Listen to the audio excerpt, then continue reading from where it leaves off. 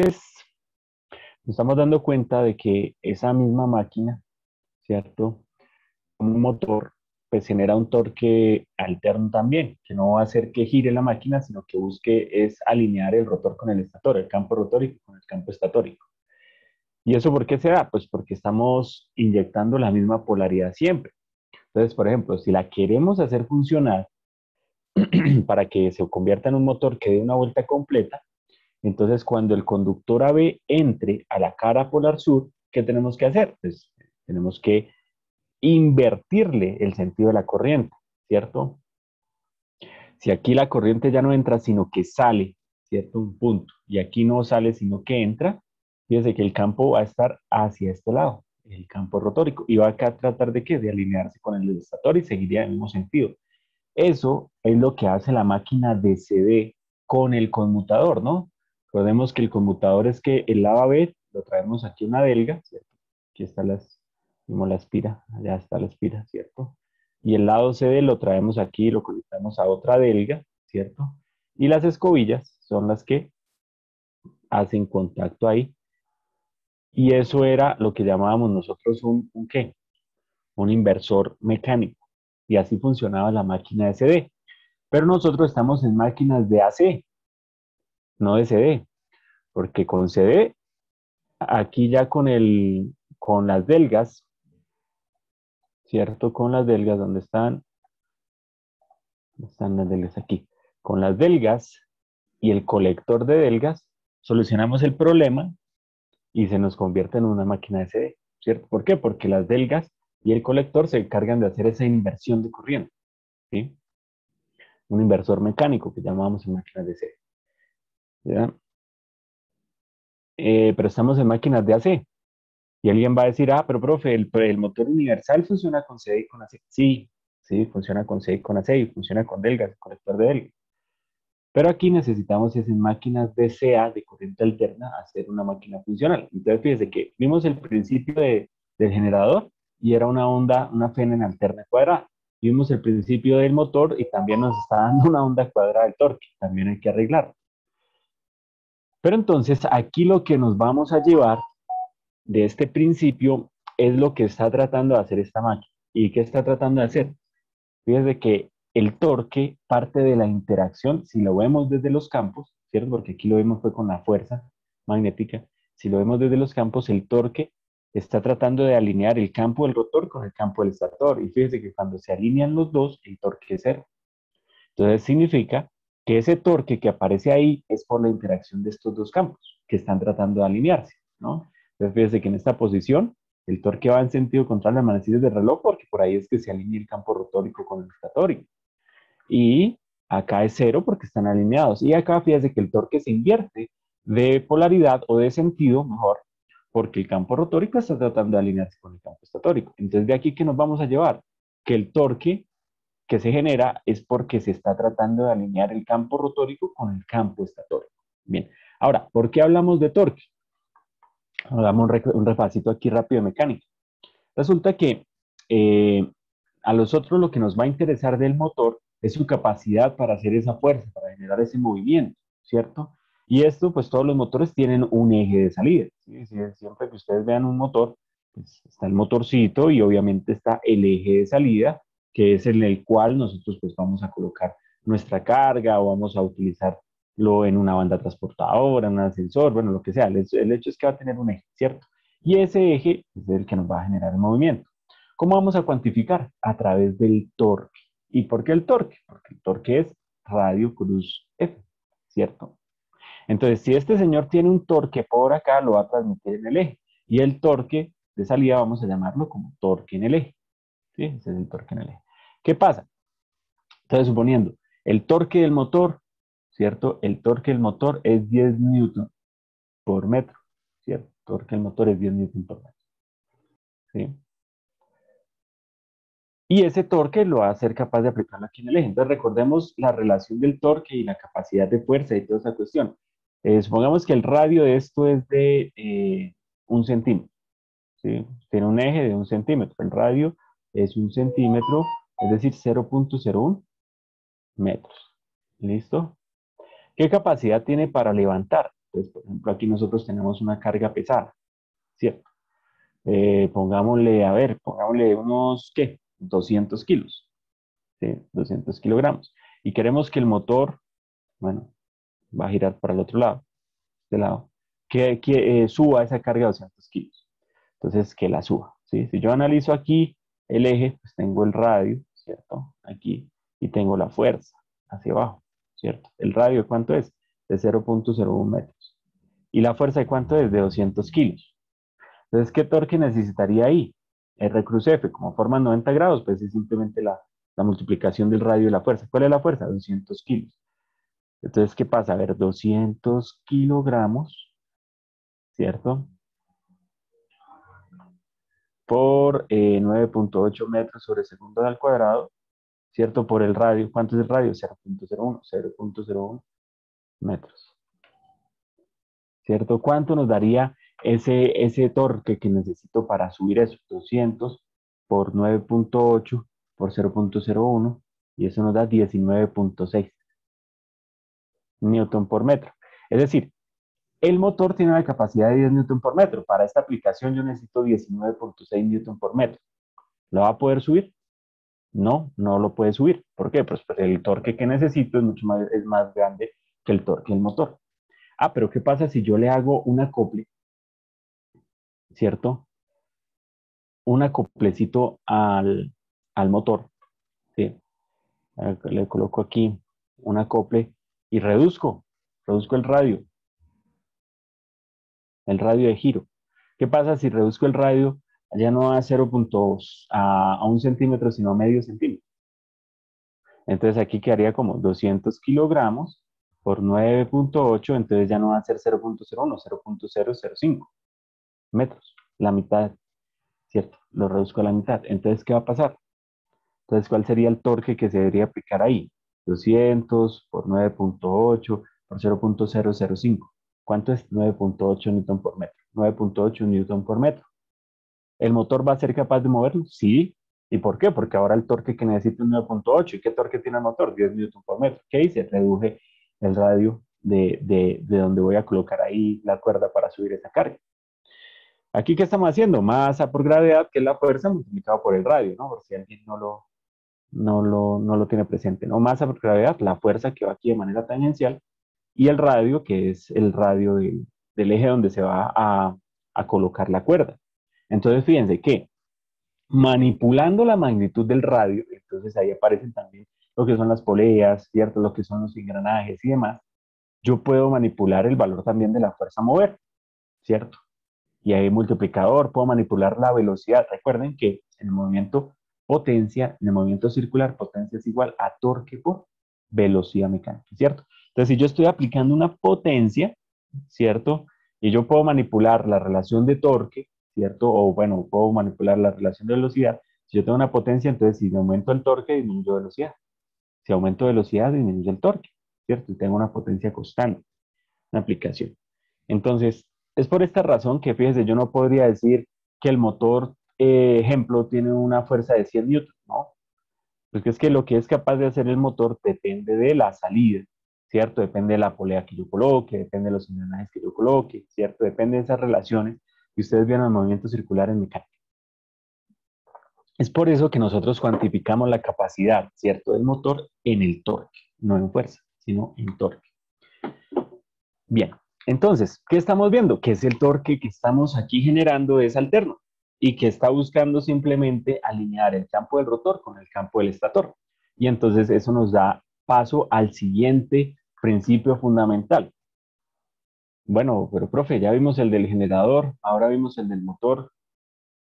¿Cuál es el otro principio fundamental? Bueno, resulta que es que en el generador es una onda cuadrada y en el motor nos está dando un torque cuadrado. Y si queremos hacerlo funcionar, entonces se haría hacer la disposición de una máquina SD con delgas y colector de delgas, ¿cierto? Y entonces estamos en alterna, ¿cuál sería el otro principio? Entonces vamos a arreglar ese motor. ¿Cómo? Aplicando el tercer principio, que es el principio del campo magnético rotacional, que es supremamente importante y es fundamental para las máquinas de AC. conectadas directamente a AC sin conmutador, es decir, que no sea ese dispositivo de conmutación. Para los que no se acuerdan de qué estamos hablando, entonces, regálame un segundo, voy a buscar. La construcción y funcionamiento de un motor de corriente continua comercial. Recordemos, ¿no? Cuando estas son las delgas, ¿cierto? Que se unen al lado inicial, al lado final de una bobina. Aquí están las escobillas, ¿cierto? El colector de delgas es el que la soporta. Y ese colector y ese conmutador es lo que nos permite cambiarle la polaridad de la corriente, un inversor mecánico, a la espira para que el torque vaya siempre en la misma dirección y no se nos comporte como se nos está comportando, un torque en alterno, ¿no? Bueno, vamos a ver ese video ahí rápidamente. Aquí tenemos un motor de corriente continua que se ha simplificado al máximo. La parte fija, el estator, provee un campo magnético constante, en este caso gracias a un imán permanente. El rotor, que es la parte que gira, es una simple espira, o en este caso un conjunto de espiras al que llamamos arrollamiento, bobina o devanado. El devanado del rotor está conectado a una fuente de alimentación de corriente continua a través del anillo que llamamos colector de delgas. Cada semianillo del colector es una delga. Cuando fluye la corriente a través del devanado, se induce en él una fuerza electromagnética que sigue la ley de Lorentz. El campo magnético se representa con las flechas amarillas. Ten en cuenta que el sentido de la corriente representado por las flechas azules es el de Bueno, la corriente. fíjense que aquí hay una diferencia grande y que casi no se ve, ¿no? O sea, casi uno como que no la nota. Con respecto a lo que nosotros estudiamos en la pizarra. Y es que esto no es de núcleo de aire en las máquinas reales, ¿no? En las máquinas reales, aquí hay un rotor de material ferromagnético, ¿cierto? Bueno, ¿y eso en qué influye, profe? Fíjense que las líneas de campo magnético, ¿cómo están cruzando en este esquema? De izquierda a derecha, todas son horizontales. Esta maquinita, si nosotros conectáramos el inicio y el final a anillos rozantes, nos generaría una FEN sinusoidal, no cuadrada. ¿Y por qué? Porque es que lo que hace que la FEN sea cuadrada es que el campo entre de manera perpendicular al rotor, porque el campo y la velocidad siempre forman 90 grados.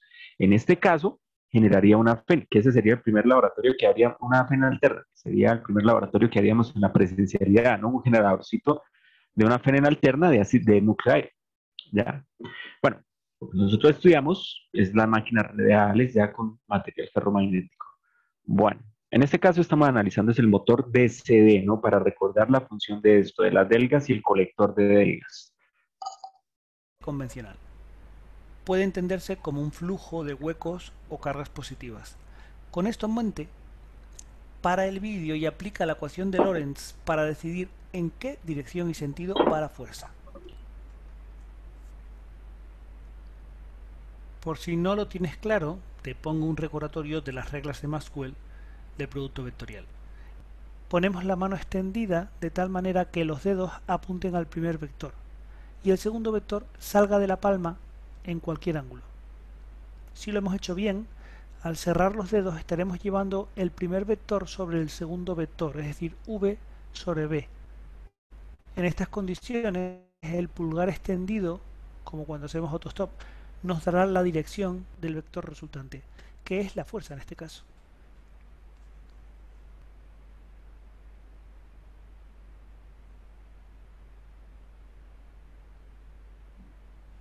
Recuerda que esto se hace con la mano derecha, porque la izquierda te daría el resultado contrario. Fíjate que el producto vectorial v por b va multiplicado por la carga en la ecuación de Lorentz. Si la carga es positiva, todo va como hemos comentado. Sin embargo, si se trata, por ejemplo, de un electrón, su carga negativa también hace negativo el resultado, lo que equivale a decir que la dirección de la fuerza resultante es justo la contraria. Cuando curvas los dedos, tienes que llevar al primer vector sobre el segundo, siguiendo el ángulo más corto posible, es decir, como máximo 180 grados. Por eso, al hacer el producto vectorial v por b, hay que llevar al vector v sobre el vector b por el ángulo que estamos viendo aquí. La fuerza resultante que marca nuestro pulgar apunta hacia el espectador. La representamos con un punto que indica la punta de una flecha imaginaria que sale de la pantalla hacia el espectador. No cometas el error de curvar los dedos a lo largo del ángulo más largo. Aquí lo estamos haciendo mal, porque recorremos más de 180 grados y claro, la fuerza resultante es incorrecta. Nuestro pulgar apunta aquí hacia la pantalla. Representamos esta fuerza con un aspa que sugiere la parte trasera de una flecha imaginaria que se mete en la pantalla. Este resultado es incorrecto. El resultado correcto lo tuvimos al girar por el ángulo más corto. Lo hemos dejado a la derecha de la pantalla. En él, la fuerza apunta hacia nosotros. Este es el momento de que pares el vídeo de nuevo para intentar obtener la dirección de la fuerza.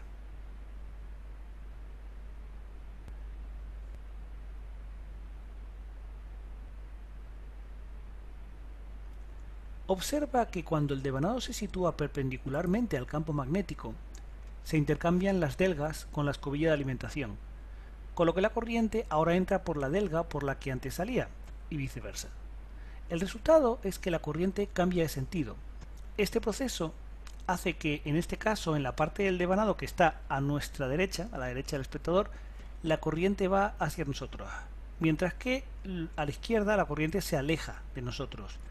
Y esto asegura que el par motor vaya siempre en la Entonces, dirección del fíjense que eso movimiento. es la corrección para que siga en el mismo sentido. Fíjense que una de las diferencias al no tener, eh, al no Hacia el tener espectador, material ferromagnético en el rotor, ¿cierto? Es que fíjense que la fuerza siempre va hacia arriba. Para nosotros, con material ferromagnético, la fuerza es tangencial, ¿cierto? Tangencial. Al no haber material ferromagnético, fíjense que la fuerza la corriente siempre va... va hacia arriba. Para nosotros, cuando la fuerza va hacia arriba, en la línea neutra. Entonces, fíjense la función de la escobilla, el colector de delga y las delgas, es conmutar, ¿cierto? Entonces, fíjense que por este ladito, aquí la corriente va saliendo, pero cuando pase a la delga azul, va a ir entrando. ¿Ve? Se va hacia invirtió la nosotros, corriente. mientras Entonces, esa inversión de corriente hace que el par siempre vaya en la misma dirección. Y esa es la solución para máquinas de CD, que se alimenten con corriente directa.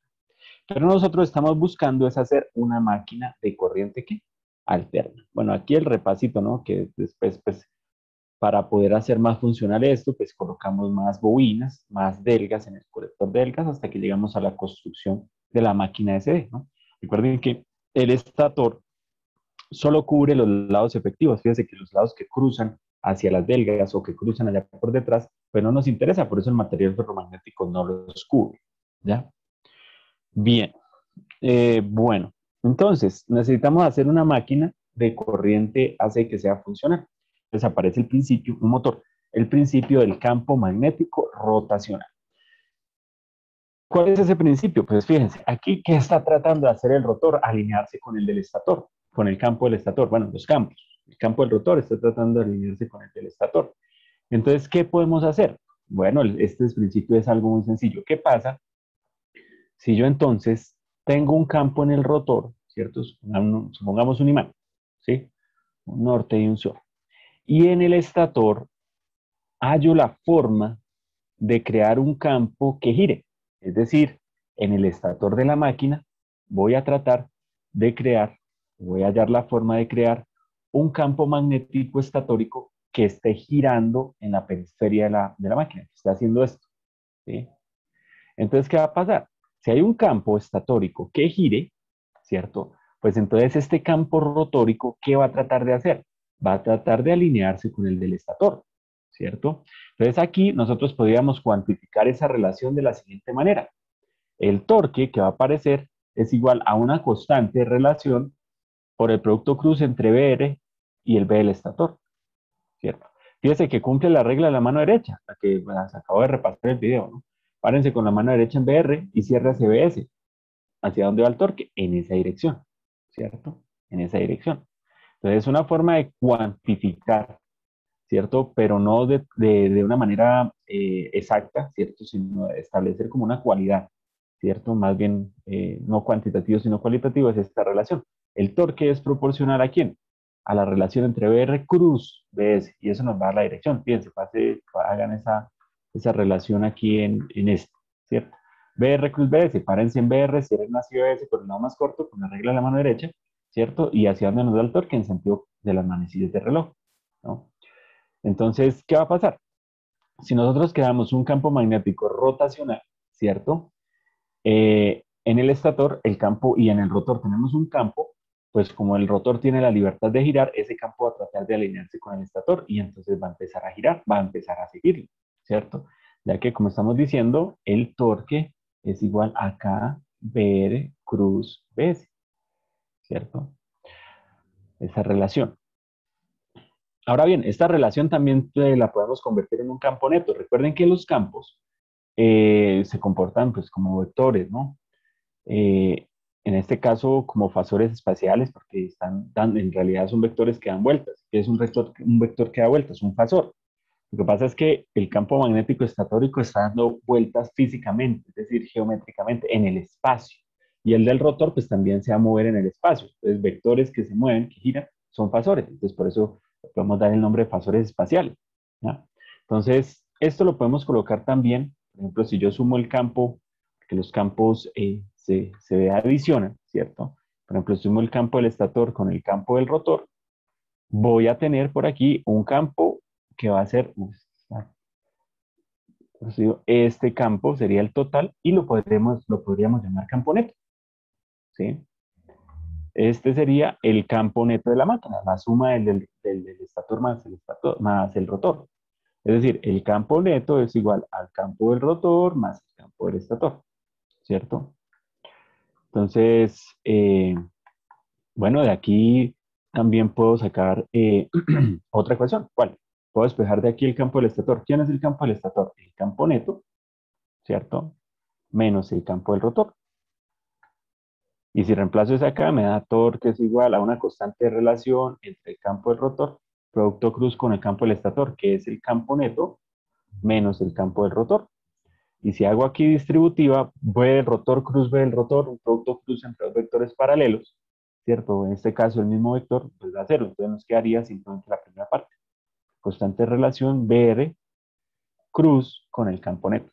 Bueno, otra relación, pues prácticamente pues en la misma línea. ¿Listo? ¿Qué nos indica esto? El sentido, ¿cierto? El sentido de la rotación, del torque, ¿ya? Bien, entonces, ¿qué pasa? Yo quiero crear un campo magnético en el estator para que dé vueltas. Entonces, con respecto a esto, pues Nikola Tesla es muy famoso en el campo del desarrollo del campo magnético rotacional. Pero al mismo tiempo que Nikola Tesla planteaba eh, estos desarrollos, también en Italia estaba Galileo Ferraris, que también trabaja en el campo magnético rotacional. Lo que pasa es que Tesla llegó a hacer una máquina funcional en alterna, ¿cierto? Entonces, tiene gran crédito por llegar a esa máquina funcional en alterna, ¿no? No escuchamos casi de Galileo Ferraris, pero sí de Nikola Tesla. Entonces, ¿cómo creamos un campo magnético rotacional? Entonces, vamos a empezar con, puede ser la que utilizamos, por ejemplo, en los motores de nuestras neveras, en los motores monofásicos de condensador. No sé si ustedes, alguno ha tenido la oportunidad, hay unos, por ejemplo,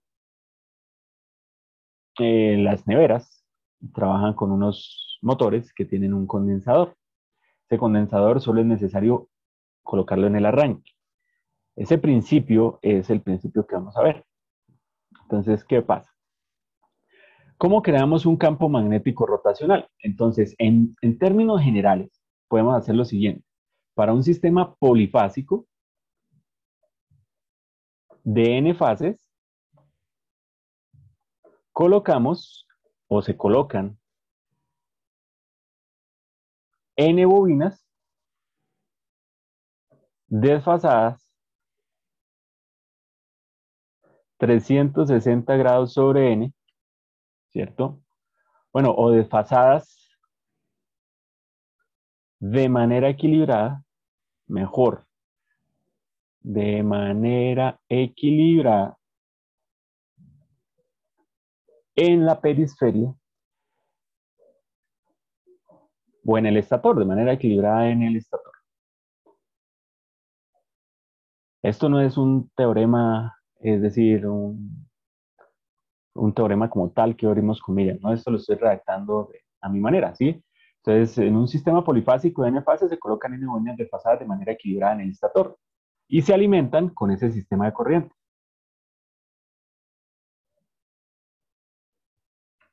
Con ese sistema de corriente. Y eso nos va a crear un campo magnético rotacional. ¿Cómo así? Bueno, entonces, empecemos con ese principio de los motores que se utilizan en las neveras. Entonces, un sistema polifásico. Vamos a hablar del sistema bifásico. ¿Cuál sistema bifásico? El bifásico en cuadratura, ¿no? No un sistema bifásico y un trifásico. Eso sería un trifásico. Estamos hablando de un sistema bifásico en cuadratura. ¿Cuál es ese sistema bifásico en cuadratura? Bueno, el que ustedes ven en circuitos. ¿Cuál? En el cual las fases están desfasadas, ¿cuánto? 90 grados. ¿Sí? Entonces, ejemplo, aquí tenemos la corriente A, aquí tenemos la corriente B, un sistema en cuadratura, o el voltaje A o el voltaje B. ¿Sí? Hablemos de voltajes, el voltaje A y el voltaje B, ¿no? Entonces, recordemos, un sistema bifásico en cuadratura, entonces BA, ¿cierto? Es la magnitud a un ángulo de 0 grados. Y el voltaje B, entonces, estará a un ángulo de ¿qué? De 90 grados. ¿Sí? Un sistema bifásico en cuadratura. ¿Dónde tenemos sistemas bifásicos en cuadratura? No, pues no es muy común tenerlos. ¿Sí? Por ejemplo, en su casa, si usted tiene dos fases, no tiene un sistema bifásico en cuadratura. Tiene un sistema de dos fases, ya sea de un sistema trifásico, ¿cierto? Entonces, por ahí pasa la red trifásica, ¿cierto? R, S y T. Entonces, usted se agarró de dos fases. Eso es un sistema bifásico de un sistema trifásico, no un sistema en cuadratura, ¿cierto?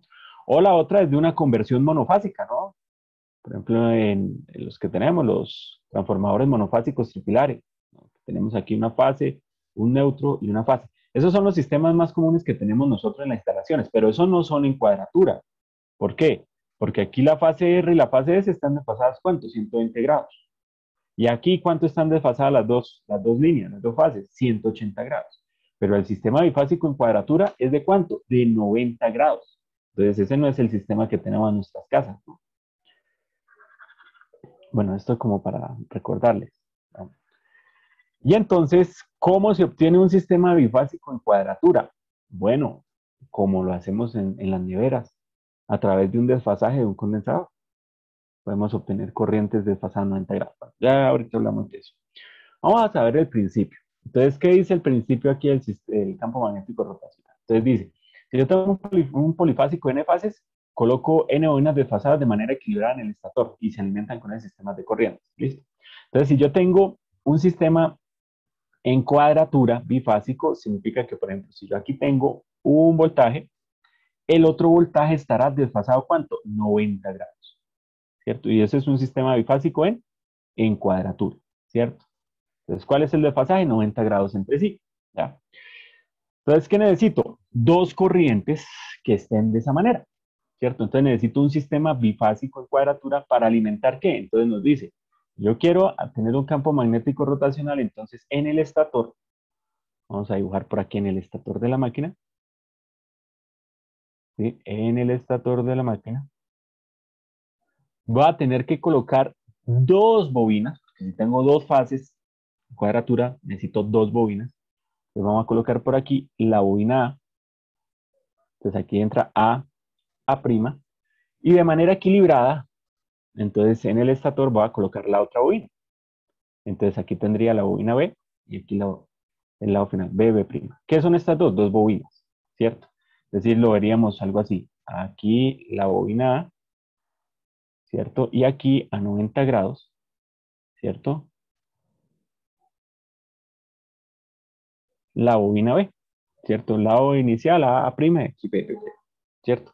Que no serían circulares, sino serían el estilo de bobinas que estamos hablando, ¿no? Que se aplican en los rotores, así de esta manera. Aquí estaría la A, ¿cierto? Este sería el lado A y este sería A', y aquí estaría la B, ¿cierto? Aquí estaría B y aquí estaría B'. ¿Qué ángulo forman? Bueno, forman 90 grados geométricos, es decir, físicos, ¿sí? Físicos, forman 90 grados, ¿ya? Y eso lo vamos a alimentar con las corrientes que forman 90 grados. Entonces, por aquí vamos a tener un borne de conexión. Entonces, aquí tenemos los bornes de conexión. ¿Cuántos bornes? 4, ¿cierto? A', y por aquí B', ¿cierto? ¿Cuántas bobinas tengo? Tengo 2 bobinas. La bobina blanca y la bobina azul, ¿cierto? Y las voy a alimentar con ese sistema en cuadratura. Es decir, la voy a alimentar con una corriente, ¿cierto? Que viene aquí a 0 grados. Y la otra corriente va a venir acá a 90 grados, ¿cierto? Esta sería la corriente A y este señor de aquí sería la corriente B. Y esto lo va a alimentar con el sistema de corriente. ¿Ya? ¿Qué va a pasar? Bueno, esas corrientes van a crear un campo magnético, obviamente. Entonces, si por aquí entra la corriente de A y sale por aquí, vamos a crear un campo magnético. ¿En qué dirección? Vamos a crear un campo magnético en esta dirección, regla de la mano derecha. Va a crear un campo magnético que va a ser el campo magnético que crea la bobina A, ¿cierto? Y si en la bobina B entra por aquí la corriente, ¿cierto? Hagámoslo con amarillo, resalta más, entra por aquí la corriente y sale por aquí, ¿hacia dónde va el campo que va a crear la bobina B? Va hacia arriba, ¿cierto? Según la regla de la mano derecha. ¿Qué van a hacer esos dos campos? Se van a sumar y vamos a tener un campo magnético total. Bueno, vamos a hallar ese campo magnético. Bueno, primero, las corrientes. La corriente yo puedo decir, la corriente va a ser IP seno de omega t, listo, de la frecuencia. ¿Y quién va a ser IB? IB va a ser la corriente IP por seno de omega t más 90 grados. ¿Listo? Bien. Ahí tengo esas dos corrientes. ¿Qué pasa? Esas corrientes me van a crear sus respectivos campos magnéticos. Entonces, por ejemplo, si la corriente que va a entrar a la bobina A es una sinusoide, ¿cierto? Si la corriente que va a entrar es esta sinusoidal que estamos empezando acá, pues el campo que me crea en A es un campo punzante también, un campo sinusoidal, que está en esta dirección, va de esta manera, va punzando norte, sur, va cambiando de polaridad para la que está creando la bobina A, ¿cierto? Y lo mismo la B. Entonces, ¿qué pasa? Nosotros podemos decir que los campos yo los puedo expresar también en términos relativos de esos desfasajes. Entonces puedo decir, el campo que me crea A va a ser el campo pico, ¿cierto? Por seno de omega t. Y el campo que me crea B, entonces va a ser el campo pico por seno de omega t más 90. ¿Listo? Aquí lo que me interesa es el desfasaje entre campos. No, profe, pero el campo se desfasa con respecto a la corriente. Sí, sí, sí. ¿Cierto? Y atiende la regla de la mano derecha, un atraso de 90 grados. Eh, pero vamos a hacerlo con el desfasaje simplemente relativo entre esos dos campos. Es decir, esta bobina que está aquí perpendicular, ¿cierto? Al circular la corriente que pasa por aquí, ¿cierto? La corriente me crea un campo. Pero ese campo está cambiando de qué? De polaridad, ¿cierto? Está siendo pulsante. ¿Por qué? Pues porque la corriente es en alterno. Estamos haciendo una máquina en alterno, ¿cierto? Lo mismo para el campo en B. También me va a crear un campo aquí punzante en esta dirección, ¿cierto? Este sería el campo en B, punzante. ¿Por qué? Porque la corriente que va a circular por esa bobina es punzante. Ahora, ¿quién va a ser el campo neto? Nosotros vamos a sumar estos dos campos, que son punzantes, es decir, se están comportando de manera sinusoidal, pero aparte tienen un desfasaje entre sí, físico, geométrico. Entonces vamos a ponerle por aquí los ángulos. El campo A, ¿en qué dirección está? Fíjese, está aquí. Entonces hay que colocar unos ejes. Vamos a colocar unos ejes físicos, geométricos, aquí en el corte transversal de la máquina. Entonces este va a ser X y este va a ser Y. ¿Listo? Entonces el campo A está en la dirección de X. Esto sería un ángulo de ¿cuánto? De 0 grados. Y el campo en B está en una dirección de perpendicular a X, en Y. Eso es un ángulo de ¿cuánto? De 90 grados con respecto a mi eje de referencia. Entonces fíjense que aquí vamos aprendiendo algo. En las máquinas eléctricas tenemos dos tipos de ángulos. Los ángulos eléctricos, que son los relacionados con nuestras variables eléctricas, corrientes y voltaje, y los ángulos físicos o mecánicos, los ángulos mecánicos que son los relacionados con la disposición geométrica espacial de nuestra máquina, ¿ya? Eso es importante entenderlo. Entonces, fíjese, ¿qué pasa si yo invierto las corrientes? Por ejemplo, si esta corriente la mando a la bobina azul y esta corriente la mando a la bobina blanca. ¿Se invierten estos ángulos, los azules? No, porque esos son los físicos. Dependen de la disposición geométrica de la bobina. ¿Cuáles se invertirían? Se invertirían en los eléctricos si yo cambio las corrientes. Este pasaría a más 90, este pasaría a 0. Bien, ahora, ¿quién es el campo neto? Pues el campo neto es la suma de estos dos campos. Bueno, vamos a descomponerlos para sumarlos, porque aquí hay que descomponer en la parte X, X, Y, Y y sumar. Bueno, pero vamos a hacerlo dentro de 5 minutos porque ya este encuentro se acabó. 5 minutos, continuamos, muchachos.